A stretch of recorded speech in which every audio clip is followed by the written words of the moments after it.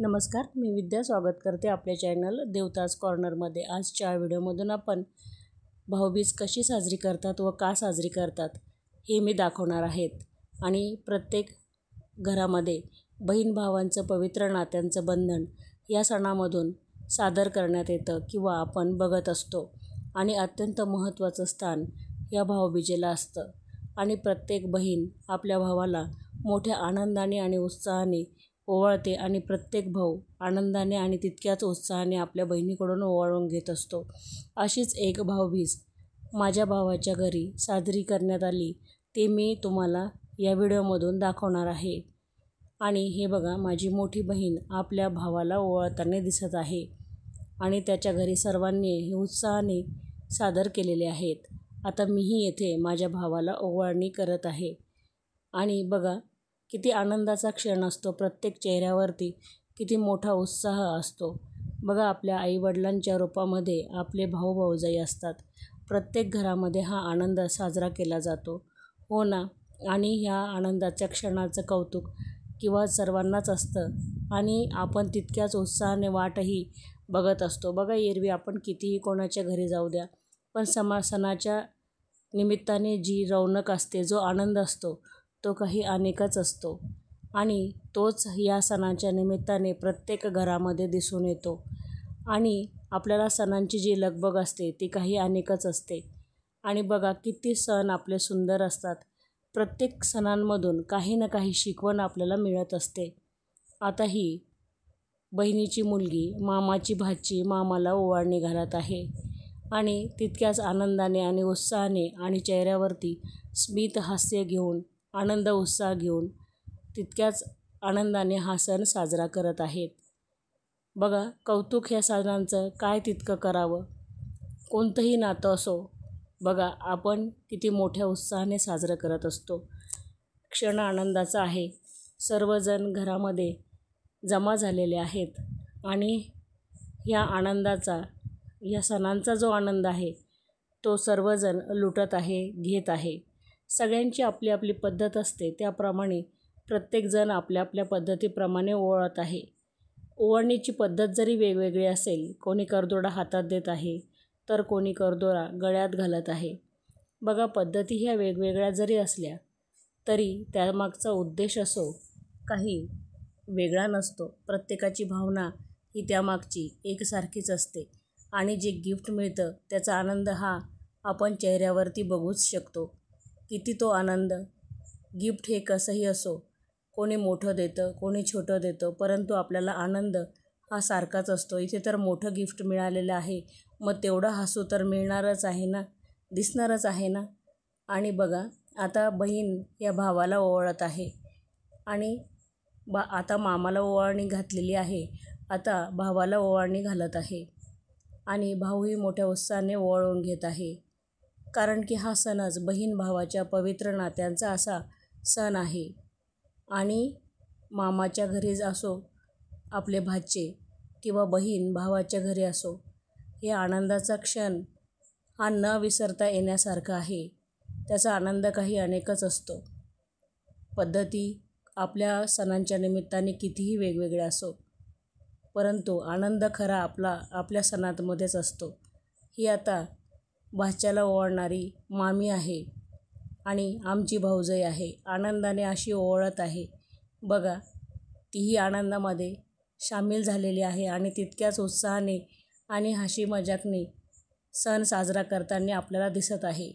घरी पाहुणे आलेले आहे, परंतु चेहऱ्यावरचं हास्य काही कमी झालेलं नाही, तो उत्साह अनेकच वाढलेला आहे, चेहऱ्यावरती हास्य निर्माण झालेलं आहे। आता परत एक बहीण आपल्या भावाला ओवाळत आहे आणि हा सण साजरा करत आहे। पाहुणे हे घरभर आलेले आहे, जेवढी फॅमिली मोठी तेवढा सण मोठा आणि त्याचा आनंद मोठा। बघा, घरभर पाहुणे आलेले असताना प्रत्येकाच्या चेहऱ्यावरती कसं स्मित हास्य आणि उत्साह ओसंडून असा वाहत आहे।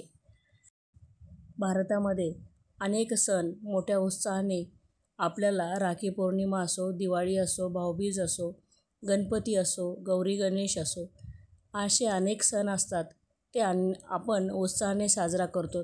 प्रत्येक क्षणाचं असं आपलं महत्त्व काही वेगळंच आहे. आता एक छोटीशी छकुली बहीण आपली भावाला ओवाळणी घालत आहे आणि बघा तिचीही किती लगबग आहे ओवाळणी घालण्याची. सगळ्यांचं बघून विचारून जसं जमेल तसं विचारून बिचारी करत आहे आणि आपलाही जो कर्तव्य असतं भावाला ओवाळण्याचं ते पार पाडत आहे आणि भाऊही मस्त हसून ते स्वीकारत आहे. तिचा आनंद आणि त्याच्यामध्ये सामील होत आहे. बघा सर्व काही पद्धती ह्या लहानपणापासूनच आपल्याला ह्या निमित्ताने शिकायला मिळतात आणि मोठे असो काही असो त्याचा इथून तिथून आनंद हा काही वेगळाच असतो. प्रत्येकाचा आनंद हा काही वेगळा आणि आपापल्या प्रमाणामध्ये काही खुशीचा वेगळाच असा असतो आणि लहान असो मोठे असो प्रत्येकजण या सणांचा आनंद लुटत असतो. आता छोटंसं बाळ येथे ओवाळणीसाठी बसलेलं आहे आणि त्याची छोटीशी बहीण त्याला ओवाळणी घालताना दिसत आहे. आपल्या भारतीय परंपरा संस्कृती अशाच आहेत की लहान असो मोठे असो प्रत्येकजण आपलं कर्तव्य पार पाडत असो, मग ते कितीही छोटं असो किंवा मोठं असो आपल्या सणांमध्ये सामील होणं आणि आपलं सण साजरा करणं हे आद्य कर्तव्य आहे आणि ते सर्वजण आद्य कर्तव्य पार पाडतच असतात. आणि प्रत्येक सणांचं वेगळं महत्त्व असं आहे आणि प्रत्येकाचा आनंद प्रत्येक सणांचा आनंद वेगळा असा आहे. छोटंसं बाळ आपल्या बहिणीला गिफ्टही देताना आपल्याला दिसत आहे आणि आनंदाने बहीण स्वीकारत आहे.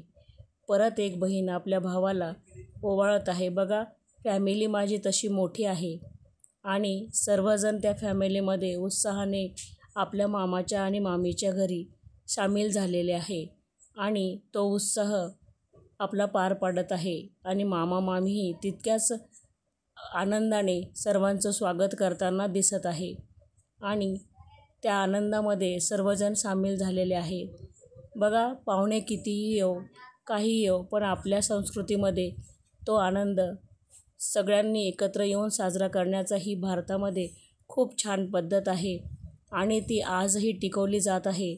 याला विशेष असे महत्त्व आहे आणि ही टिकवणं हेही आपलं कर्तव्य आहे आणि त्या निमित्ताने आपण टिकवतही असतो आणि सर्वजण त्याचा आनंदही घेत असतात.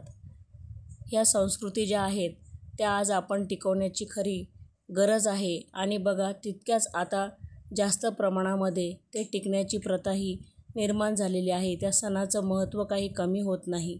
कितीही काळ ओलांडू द्या, कितीही वर्ष होऊ द्या, परंतु कितीही पिढ्या बदलू द्या, आनंद आणि तो कर्तव्य पार पाडण्याचा जो क्षण आहे तो काही कमी होत नाही आणि मोठ्या उत्साहामध्ये आपण प्रत्येक सण हा पूर्वीसारखाच आजही साजरा करतात.